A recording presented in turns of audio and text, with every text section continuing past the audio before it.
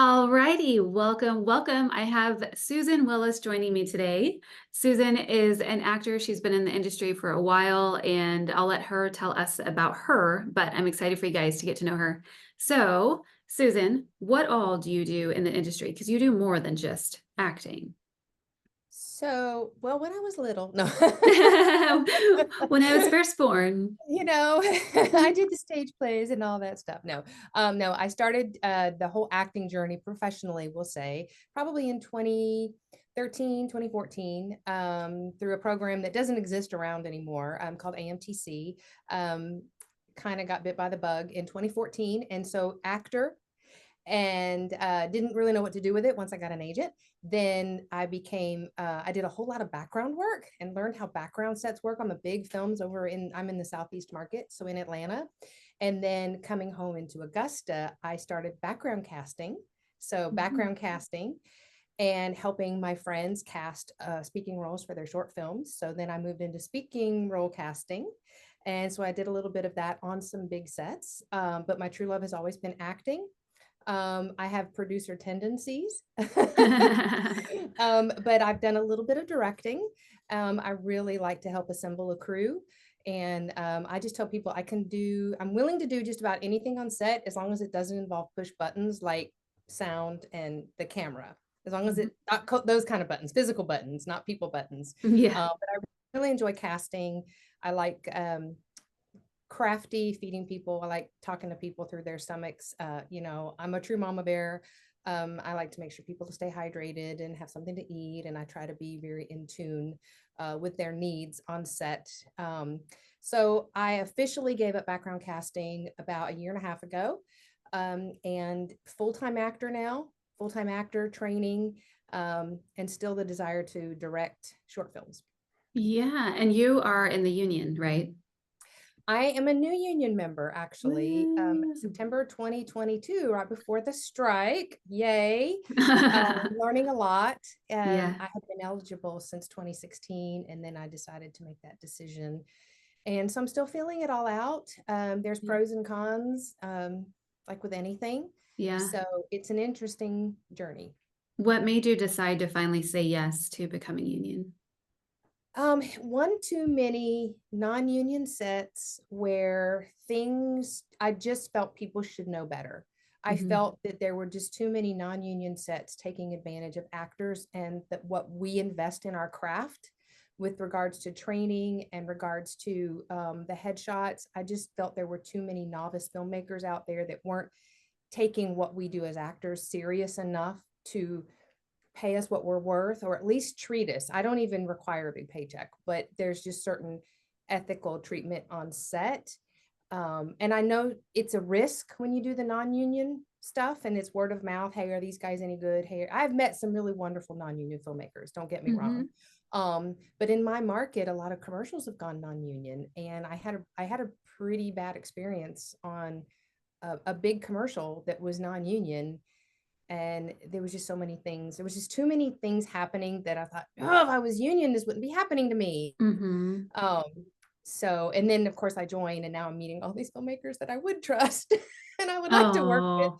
But I'm going to abide by Global Rule 1 as a Christian. I'm not going to violate that, which means as a union member, I am not allowed to work on non-union projects. Mhm. But non-union members can work on all the union projects they get hired for. So Mhm. Yeah.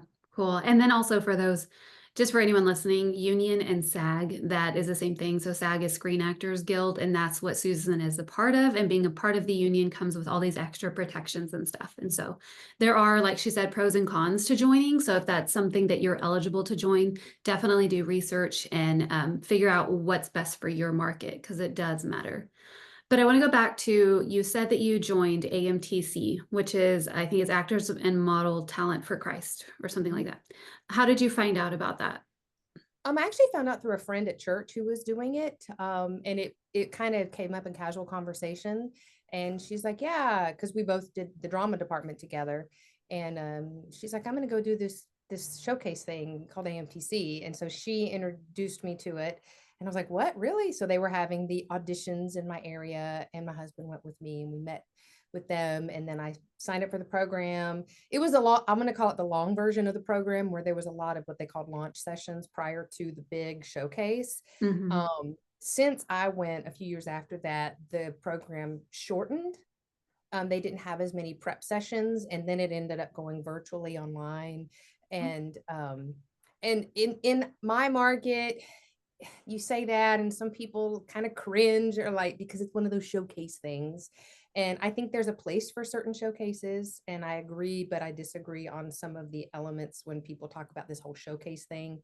Um, and the one thing that AMTC never claimed, and I so appreciate it, but they couldn't help me with, was once you get an agent, now what? That they can Oh, get you up to that point, but yeah. then once you get representation, because they don't represent any particular agent, and I respect that and I appreciate that. But then I got an agent, and I'm like, oh, now what? You know? So, and that's where the background work helped. However, then, I had an agent, and I had to really learn from scratch, and I felt like I was the only person in my area Mm, um, going through all of this. My friend had since moved away, and we've actually lost touch except for occasional Facebook posts.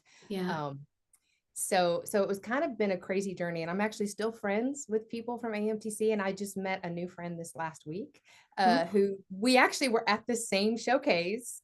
We didn't know each cool. other, and here we are 10 years later, just now meeting and That's finding out we fun. have like 42 mutual friends.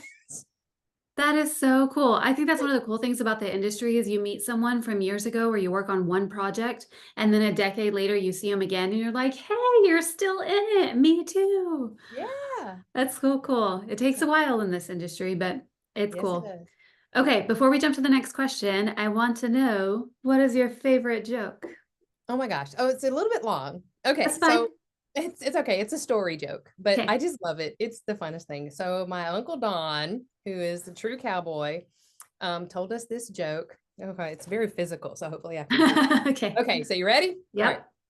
So there's this guy in this town, and he's got the best car ever, the best car that you can imagine. I mean, it's the fastest, the sharpest, the sexiest car you could imagine. And he pulls up to this gas station to get gas. And this little boy pulls up on a tricycle, and he's looking at the car, and he's like, wow, look at that car. And the guy left his door open, and he's looking, he's filling up. Yeah, that kid knows this car's bad. This car's bad. Yeah, this is a bad car. So the kid jumps in the car. Oh, what's this? What's this? What's this? What's this? Oh, that's the gear shift. Oh, that's the pressure gauge. Oh, that's the turn signal. And the kid's like, wow, wow. And the guy's like, this kid knows this car's bad. So he shoos the kid out of the car, and he shuts the door, and he says, I'm going to show this kid how fast this car can really go. Starts at the engine. The kid's like, wow. And he drives away, and he looks in the rearview mirror, and he sees this little dot. And he's like, I showed that kid who's boss. This is the baddest car in town. And all of a sudden, this little dot is getting bigger and bigger and bigger. Whew, it passes him. And he's like, whoa, whoa, whoa, whoa, whoa, whoa. This is the fastest car in this town. Nobody could pass this car. So he speeds up a little bit, 50, 60, passes it. Sees that little dot in the rearview mirror. Okay, yeah, I showed them. Yep, I showed them who is boss of this town. All of a sudden, this little dot is getting bigger again. And it passes him. The guy is like, whoa, whoa, once, maybe twice, no way. Speeds up 70, 80, passes a kid, passes the dot again. And then he says, all right, showed them, never going to try that again. I am the baddest car in this town. All of a sudden, he sees that dot getting bigger again, but it doesn't pass him this time. It's beside him. And he looks beside, and he just sees his little kid on his tricycle. And he's like, whoa, whoa, whoa, whoa. So he pulls over, and he's like, boy, what you got on that thing? And the little kid says, I'm sorry, sir, but my suspenders, they got caught in your door. Oh my gosh. That is too funny. I could not figure this out. I'm like, why? Where is this? How? Oh, that's so funny. Thanks, Uncle Don. I know, right? Oh my gosh. That's This so good. inspired me on quite a few things. My Yeah. second short film was an inspiration from Yeah. another one of his Oh my antics. gosh. You have to tell that joke at the sweet retreat. Okay. Okay. I'll make sure none of the girls listen to You this. can't laugh because you can't know the I punchline. know, I know. Okay. Okay, so we know what started you on your acting journey. So you did AMTC. What is one of the biggest struggles you've had up to this point of being an actor? Honestly, I feel like my location has been my biggest struggle. Oh, because you said you're in Everyone thinks Augusta, Georgia. I'm in Augusta and I'm 2.5 hours from Atlanta. I'm 2 hours from Charlotte, 2 hours from Charleston, 3 hours from Wilmington. And people are like, oh, that must be nice. And it could just be a me thing. I feel like every time I say Augusta, Georgia, I feel like the casting offices in those places go, oh, she's not local, or oh, it's 2 hours, or oh, I feel like it's a blessing and a curse, Yeah. and then I see these other actors like, yeah, I just flew to New York. I just flew to whatever. So I feel like in a way that has been one of my biggest struggles, and it could just be a mental hurdle on top of the fact that now I think, why did it take me so long to learn what I know now? Because I Yeah. feel like I had to do it the hard way. And then now there's so many resources out there for people to learn things, which is one reason why I have tried to help educate people learn about the industry, because there's a lot of things that that go unsaid. I think that Mhm. are important for actors to know that go unsaid. Mhm. And so I'm not going to say I'm a whistleblower. I'm like the one who wants to tell it like it is. Yeah. But I used to do direct sales, and I always thought I can talk people into and out of things really quick in the That's a same sentence. gift. Yeah. Yeah, that's not good when you That's kind of funny. need you need a sale. That is too funny. You need some water, but you know what? At the same time, you could just drink some orange juice and be fine. So, Yeah. oh gosh. Okay, so you said resources. What are some like tools and resources that have helped you in your career? Tools and resources, understanding all of the elements of set. Mm. Doing background work has really helped. The kind of background where you're observant and Mhm. you want to know what's going on, and because people don't walk around with a name tag that says I'm the second AD, or I'm Right. the key grip, or I'm the best boy. And then when you do know those terms, I think it's really important, as an actor, to equip yourself with the lingo. So that has been helpful, all the set lingo, um, even stuff you don't have to know all the nuts and bolts about, but at least know what that term is learn the Mhm. terminology. My good friend and one of my acting coaches jokes about people like, oh, you're an actor, that must be so easy. And they're, oh, because I saw it on TV. But like, yeah, so you watched a guy do brain surgery on TV. Does that make you a brain surgeon? I wouldn't want you operating on my brain just because you read the book. Mhm. Do you have the practical experience? Yeah. So Yeah. just building my actor toolbox, as I like to Yeah. call it. Are you like, do you have actors access and stuff like that where that help you find Yes. auditions? Okay. Yes, I have Actors Access, and I have an account with Casting Networks. Um, I used to have one on I used to have some other platforms, but then over the years with different agents, I've kind of weeded out a couple of them. Having an agent makes you accountable. I know there's a lot you could do without an agent, but I'm very appreciative for representation, because I know my material is always being reviewed. Mhm. And so I feel that my material is pretty solid, because if it wasn't, my agent would tell me so. And so those are the types of things I like to pass on to other actors who are seeking an agent, to say, hey, well, let's make sure you look as good as you possibly can. So Mhm. you're not just getting no, no, no, no, no. Yeah. Yes, totally agree. Going back to what you said about learning the lingo and how when you're on set, you don't really know who plays what role. What is a good way for new actors to get on set? How can they do um, that? well, really, background work is a great way. Paid background work is even better. Yeah. The bigger sets. And I mean, you could start, it's important for actors to start, you can start with friends, read all of the quick reference tips on set, jobs, you know with local friends, film friends, or if there's a local film community in your area, learn about all the different aspects. I think paid background work was my way to it basically you get paid to be a fly on the wall on a set. And some Mhm. people might not think they want to do acting, but once they get on a set in a background capacity and maybe meet the PA, or they see other jobs being done, crafty, catering, knowing the difference between them, um, on-set PA versus background holding, they might learn, oh, you know what, that looks more like fun. What is that job? And usually Yeah. there's another actor on the set that might know, or that PA is a friendly one that has the time to inform you, and you just learn so much about the inner workings of a set. And I think if you have a friend that is a filmmaker looking for talent, try your hands at that. um, so I think Yeah. that those are the best ways to get on a set, or student films if they're prominent in your area. Mhm. Local ad agencies, a lot of them are hiring for the local car commercial. They have databases. It's just a matter of finding out who those production companies and who those ad agencies are that are always looking for bodies to film their local commercials. TV stations is Mhm. one. I recently learned that companies will buy advertisement on TV stations for their ads, and the TV station in turn will do a spot for them, like a 30-second spot.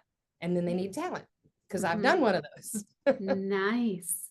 Love it. Cool. I love all the ways that are possible for an actor to get started.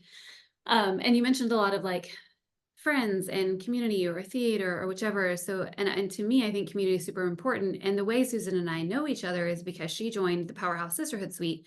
So, Susan, how's the suite helped you? Why did you join it? Like, what's the benefit? Wow. Okay. So I joined it because Laura May posted it and you were leading it. And because I love vindication. No. Ooh, I'm getting That close to meet works. her. I was like, ooh, an actress that I really enjoy watching her work. So, um, Perfect. I, because again, I do feel isolated. The Yeah. Powerful Suite has allowed me to meet and connect. I'm going to have a napkin here in case I get teary eyed. It's helped me meet and connect women I never, ever would have met otherwise. I would have never met and bonded with other ladies in Texas and in California and in Orlando. You know, I mean, I might live in South Carolina, but my heart's in Texas because that's where my parents live. And I always like, I'm ready to go to Texas, but I married a Midwesterner, Yeah. and then his job is here. So I would have never met those ladies and have had a bond. Who knew you could create such a bond virtually? And Yeah. then to know some of them are sort of local and at different events, I've been able to slowly meet them in person. And some are instant bonds, and some are just like, man, now I have a friend. We might not chat all the time because you're not going to literally click with every single person. But it's just, when I'm looking back at the little over a year that I've been part of the group, I am so grateful to call some of these ladies. I'm like, they're my friend. Yeah, I've never met them in person, but dude, I'd hug them in a heartbeat. Yep. And one of the girls put it really well. She was like, there's such a difference in networking and community. And I was like, oh, you're so right. Would you Yeah, agree with that? I would. I would. Yeah. I mean, networking, I don't like to see networking as bad. I think but networking for the sake of what's in it for you, that's different. And I like to help people connect the dots. I used to have a coffee shop years ago, and I love, my idea of networking is customer A walks in, has a need, customer C walks in, has a need, and I think customer A should meet customer C. So I tell them about each other. And then when Yes. the time is right, I'm like, hey, you needed a babysitter. I've got a friend, a customer whose child is looking for babysitting jobs. And so I like to network and connect people that way. Yes. I love That's so connecting. good. Yep. I totally hear you. Okay, so being a Christian in the film industry, is there anything that you do or don't do because of your faith? I am not going to just like have an all out intimate scene with another person. In fact, I don't even want to simulate Yeah. specific scenes like that. Um, I don't want to emulate I don't want to promote something that could cause someone to be pulled from God. I believe in gritty stories, and I do understand how some grit has to be shown when there's someone struggling, and then there's a redeeming quality at the end. And so I'm not going to always be flocking to the family friendly G-rated stuff, you know. Um, I if I needed to portray a tough character, I would, for the sake of the redeeming quality at the end. Yeah. But there's certain words I don't want to be captured saying on camera. And that's where a lot of crew and local non-union filmmakers, hungry ones, forget is that they're not immortalized on camera. Mm-hmm. Talent is immortalized. And we already know with AI and just with manipulation, back in the day it was Photoshop, how what we say can be manipulated to sound like something else. Mm-hmm. Anything really. But then you start saying words that can be put together, you know. I mean, Yeah. it's funny because if you think about it in the film industry, they're saying, I'm shooting today. Well, shooting, if True. people think like boom, boom, boom, boom, shooting, Mm-hmm. and you put that together. But I will do things with redeeming qualities, but I'm not going to do anything that's going to jeopardize my marriage, my relationship with my kids, my relationship with my God. I am not, I don't want to do anything like that. Yeah. And how did it, I'm assuming that your agent knows this and acting coaches may know this. Like, how have you had that conversation with them to say, hey, I actually have some boundaries I should tell you about? I've actually not had to say these are my boundaries. Okay. I've actually had an audition come through from a previous agent, and they didn't know the sides. I mean, they knew the project, sort of, but once I saw the sides, it was awful, awful discussion. And I got 2 auditions for the same project. And when I just started learning what this project was about, I just declined it. And, I said, there's some content in the sides that I'm not comfortable with, which means the whole project is Mm-hmm. involved with this. And so they know I'm a Christian. Mm-hmm. And so I think that speaks for itself, but they're not going to judge for me material. But if they put my name in the hat for a project, especially I get a lot of season 1, episode 1. So we don't know what Yeah. it's out. Right. And that's tough. Then it's when I see the sides, or if I'm familiar with the project, then I can decline. So luckily I actually haven't had to have a sit down with my agent, because I have had good representation in the past that we are all kind of on the same level. But there are some talent within my agency that will do that questionable stuff for some people. Mm-hmm. Yeah. Everybody's got different lines in the sand. Yes. So how do you, because acting is very like up and down, busy and then calm and then all over the place. How do you keep your walk with Jesus first? Like practically, what do you do? Bible studies, church, time on your own? What does it look like? Well, several years ago, I finally started doing morning devotions, and Mm. I was doing I think it's Sarah Young, Jesus Calling. I was Mm-hmm. doing that for like 4 years. And then I asked for a new book this year for Christmas. So my daughter-in-law got me a Joyce Meyer book, which I love. I like this short and sweet. Yeah. And our church does a devotion that my husband and I will read it at different times. He's a real early morning person and I'm not. So it's a basic, simple devotion. I recently got into a ladies' Bible study at my church because I was missing community with people in person. Yeah. And I'm like the only actor in my church, the only Yeah. professional actor in my whole church. And I try to I want to involve myself with more community with other Christians. But what I love about the Powerhouse is because not only are they Christians, but they get this industry. Yes. I really struggle with people understanding what I do at my church. Mm-hmm. I mean, we tape weekly announcements on a green screen every single week. I get teleprompter practice, and then I give the announcements of what's coming up in the church. I sing with the church choir, which I love. I love music, and I love listening to music, and especially words with the choir specials or whatever we have coming up.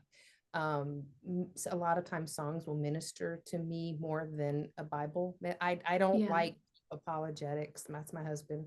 Mm-hmm. Once it gets real over my head, I want simple.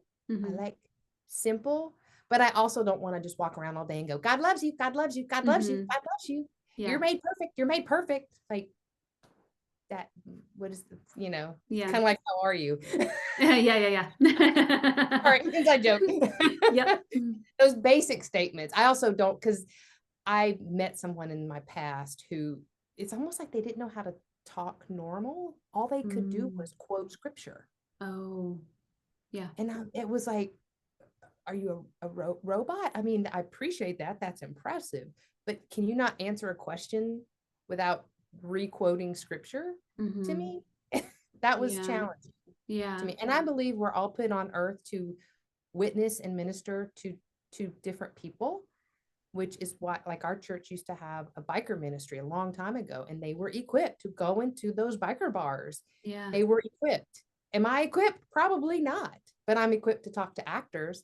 In Yeah. fact, right after AMTC, silly story, not silly, my first day on a set as background on a show, I'm sitting next to this girl, which this was my seat. This folding chair was all I could have for the whole day.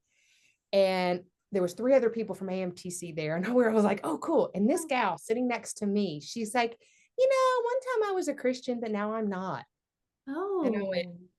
God, you just put this girl next to me for the whole day. Thank you. Yep. This is Yep. my battlefield, Yeah. and it was just crazy because Good. I tell that story and some people are like, well, maybe she never really was. And then I did casting on a project where we needed to have strippers. Uh-huh. And we had a few gals that were recruited, not by me, Yeah. but they really were in real life. And one gal just sat there and felt she wasn't good enough. And I got to just tell her how much God did love her, and Oh. that she, she was doing this because that was the only way she could make money for her son. Yeah. And I heard her heart, and she's just so beautiful, you Yeah. know.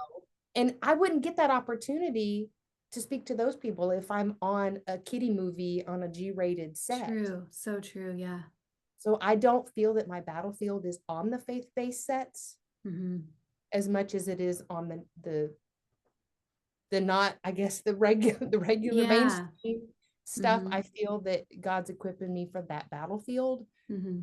because I know how people are turned off when people start talking church. I know Mm-hmm. that all too well Yeah. because I've Wow. been one of those people. Mm-hmm. And so I just want Wow. to hear it in a practical way. Yeah, I hear you. Oh, I love it. Okay, so I want to ask you about advice you would have for others, but first, what, if any, do you have a favorite book or a favorite quote? I have a new favorite quote. If it's crazy, it's from God. That's my quote. Perfect. Just write it down. I don't like to read a whole lot. So, but I did recently do the prayer of Jabez, Yeah, and that I'm trying to remember to do that prayer every single day. yeah. Um, so Good. I just never really cared for books. Probably The Yeah. Help. I enjoyed The Help. That was a good book. Yeah. Oh, cool, cool, cool. Okay, so final question. Okay, so for somebody who's thinking about getting into acting or they know they want to do it, but they don't know where to start or they're not sure, what advice would you give them?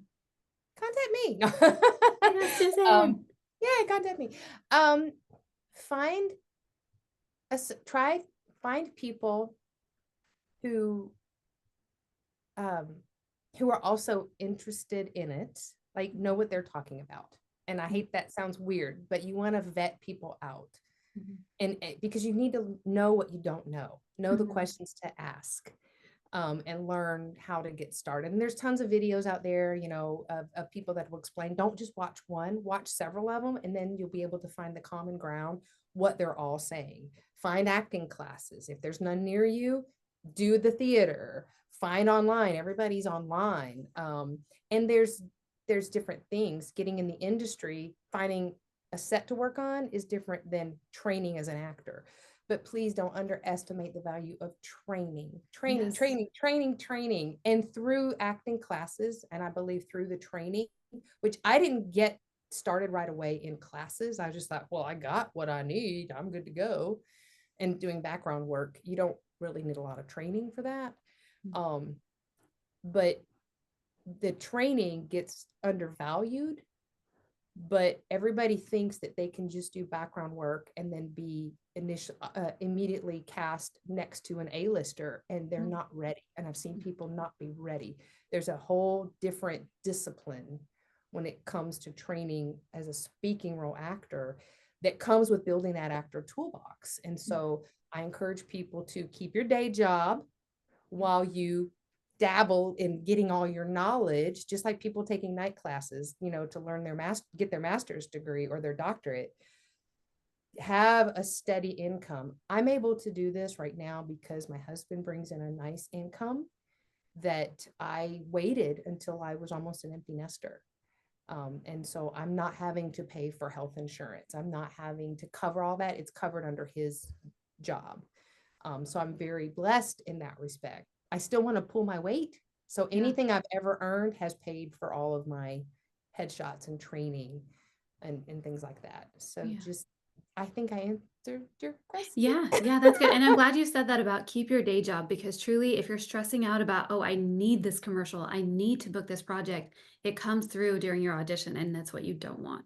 So Exactly. great point. Cool. Okay. I think we covered everything. Tell us, where can we find you on social? On social media, I am on Facebook, just Susan Willis. I am on Instagram as Susan Willis Mama Bear, because my old casting name was Mama Bear. I do have a website, but it's kind of clunky right now. It's mamabear.com. I accept messengers, but don't send me a friend request without sending me a message first to go, hey, so we met, blah, blah, blah, blah. I hate that when I get a friend request and I have no idea, just we have mutual friends. So I have to say, are you a robot? Yeah. Are you a bot? How do we know each other? Because I don't mind an innocent question on Facebook Messenger. I'm not on all of the really cool sites and stuff. I have a link tree. But if you look me up on IMDb, I'm Susan Willis, Roman numeral 4. Oh. Other Susan Willises. But I always say, like Bruce, no relation. That's so funny. Susan Willis. Cool. Okay. Well, thank you for your advice, your thoughts, your help. And I know this is going to be super helpful for others who are kind of getting introduced to what all of this is. So thank you. Thank you. Yeah, you're welcome.